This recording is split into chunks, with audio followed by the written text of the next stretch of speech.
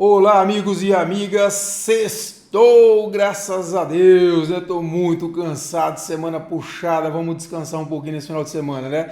Nesta sexta-feira, 7 de novembro de 2025, vamos ver quais foram os destaques aí que nós temos.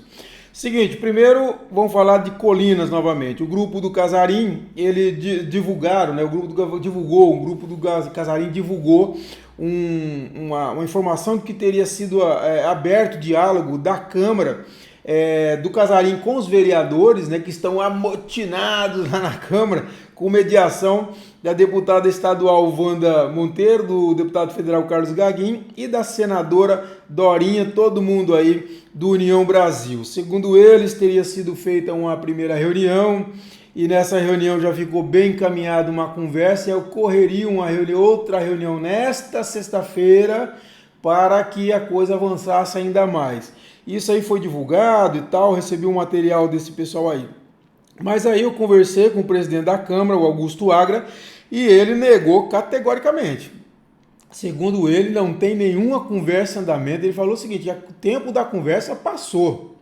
E ele diz que isso é uma tentativa de desestabilizar os 10 vereadores, mas que os 10 vereadores continuam muito unidos e vão continuar, e diz que o processo de impeachment não para, vai seguir o seu rito normal. Então aí confusão grande, né? Não tem muita conversa lá não. Outro destaque também ainda aquela discussão que teve aí após a publicação, eu publiquei uma nota de uma fala do prefeito de Carmolândia, o Douglas Oliveira, né? Que ele reclamou do governo, que o governo, a primeira conversa que fala lá, é que tem que ser aliado dele para ser atendido e tal.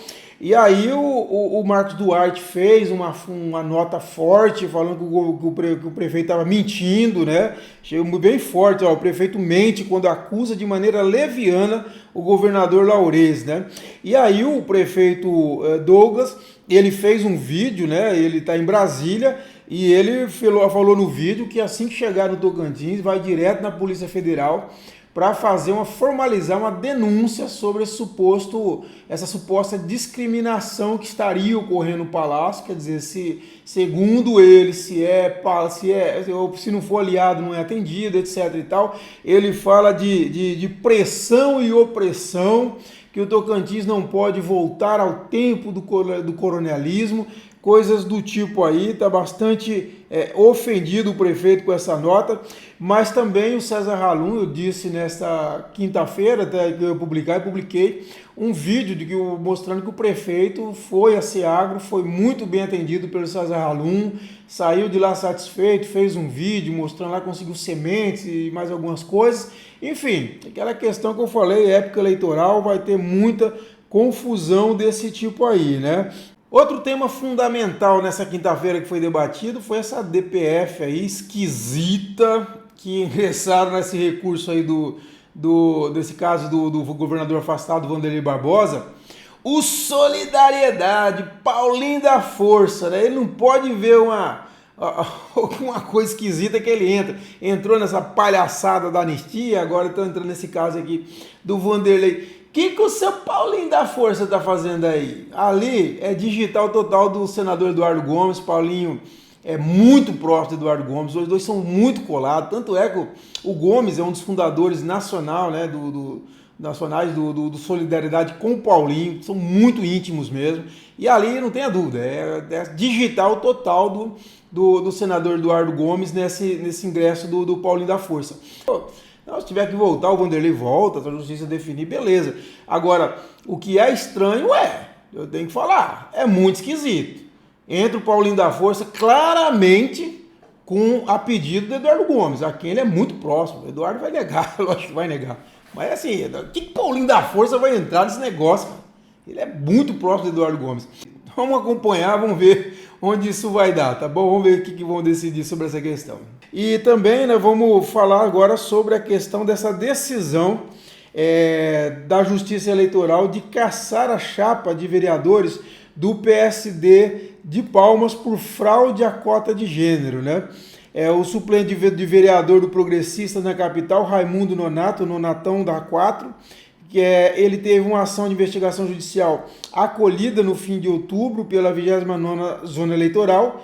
o juiz Luiz Zilmar dos Santos Pires determinou a nulidade da votação recebida pelos candidatos proporcionais do Partido Social Democrático, né, o PSD, que tem como presidente regional o senador Irajá, nas eleições de 2024 por fraude à cota de gênero.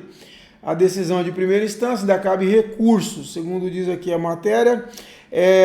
Olha só, o Nonatão alega na AIGE que as candidaturas da Cleonice Ferreira, do PSD, e Dayana Oliveira, do PSD, foram para cumprir o percentual mínimo de 30% das candidaturas femininas. A ação cita votação inexpressivas de ambas, zerada e um voto, respectivamente, aí, ausência de movimentação financeira, inexistência de propaganda em redes sociais, ausência de material gráfico e falta de participação em atos públicos, além de pedidos de renúncia intempestivos, né? E o juiz, o doutor Luiz Zilmar, disse que há evidência suficiente para comprovar a fraude. A análise dos autos não deixa margem para dúvidas de que as candidaturas de Cleonice e Dayana foram meramente protocolares. As teses da defesa de desistência voluntária por motivos pessoais ou financeiros não se sustentam, né? Olha só aí que situação, né? Aí eu escutei, pedi um parecer para um advogado amigo, um advogado eleitoral, que entende muito do riscado, e eu vou colocar aqui a conclusão dele, tá? Ele diz o seguinte, sobre quem entra e quem sai com essa decisão aí, mantendo essa decisão, ó. Com a cassação do PSD, a exclusão de seus votos, 2.508 votos, o novo cálculo altera a média dos partidos. Nesse cenário, o Partido União Brasil tinha a maior média de distribuição da penúltima cadeira, o que lhe daria uma vaga a mais. Contudo, seu suplente, Léo da Saúde, recebeu 1.309 votos e abaixo dos 1.301 votos exigidos, ou seja, 20% do quociente. E o Léo da Saúde teve menos do 20% do quociente, então por isso o União Brasil perde direito a essa vaga, né? A vaga então passa para o progressista, cujo candidato Nonatão teve 1.395 votos, portanto acima do mínimo de 20%. Com isso, o vereador Juarez Rigol, do PL, perderá o mandato e Nonatão assumirá o cargo. Na sequência, na última vaga, a vereadora Yolanda, do Republicanos, mantém o mandato, pois também atinge os 20%. Ela teve 1.712 votos, então bem acima dos 20%. Né? No caso segundo esse advogado, no caso de Palmas, a alteração na composição da Câmara já é um fato jurídico consumado. O PSD foi cassado em primeira instância por fraude à cota de gênero, tomou ciência da decisão no dia 1º de novembro e não apresentou recurso dentro do prazo legal. Estranho o PSD, hein? Como que não apresentou recurso dentro do prazo legal? O partido precisa explicar isso aí pro povo deles aí. Estranho esse negócio aqui, né? Muito esquisito, ó. Com isso, a sentença transitou em julgado dia 3 de novembro de forma definitiva. Então, assim, essas mudanças são definitivas. Sai Juarez Rigol, entra o Nonatão. Tem gente falando que a vereadora Yolanda sairia. A Yolanda não sai, a Yolanda continua na Câmara, tá bom? Só o Juarez Rigol que vai perder o espaço lá. Então, a partir desse momento, os votos do PSD estão oficialmente anulados e a Justiça Eleitoral deve proceder ao recálculo dos quocientes eleitoral e partidário para ajustar a nova composição da Câmara de Palmas. Pelos números já apurados, então, o recálculo resultará na perda do mandato de Juarez Rigol e por aí vai. É isso aí, pessoal. E eu insisto naquela defesa. Eu acho que tem que largar. Nós temos uma tradição da hipocrisia. Hipocrisia. A sociedade brasileira é hipócrita. Hipócrita, nós vimos aí essa história dos 120 pobres e pretos que foram mortos lá no Rio de Janeiro e todo mundo batendo palma. E aqui no Piauí, que esses bandidos de colarinho branco, ligado a um fulano muito forte aí no Brasil, chegou, não morreu ninguém, porque lá não tinha preto e pobre. Então o Brasil é um país da hipocrisia. Em lei, então, nem se fala. o país do faz de conta. Lembra da tal do kit de primeiro socorro, que fez todo mundo gastar dinheiro só para, com certeza, favorecer economicamente alguém? Só pode, não tem outra explicação, depois do dia para a noite. Enfim, a gente quer fazer uma coisa assim, fora do comum, para ser exemplo do mundo, e não damos conta de fazer. E quando faz errado. E esse aqui é errado. 30% de cota de candidatura para a mulher, isso aqui é para inglês ver. Para inglês ver, isso aqui pega, mas tem muito caso que não pega. Muito caso que passa, que não vai pegar. Então assim, qual que é a minha defesa? É 50% das cadeiras do parlamento. Uma pessoa falou assim, mas não é muito? Não é muito não, porque as mulheres representam 51% do eleitorado. Então as mulheres não têm que ter 50% de candidatura não, estou falando de candidatura. Eu estou falando de cadeira do parlamento. Se a Assembleia Legislativa do Tocantins, por exemplo, tem 24 cadeiras, 12 para homens, 12 para mulheres. É assim que tem que fazer. E a disputa vai ser isso. Os homens vão disputar 12 vagas, as mulheres disputar 12 vagas. Ué, qual que é o problema disso? O México já está fazendo isso, é muito bom. O nível de participação da mulher explodiu no México. Tem outras experiências pelo mundo e nós precisamos disso.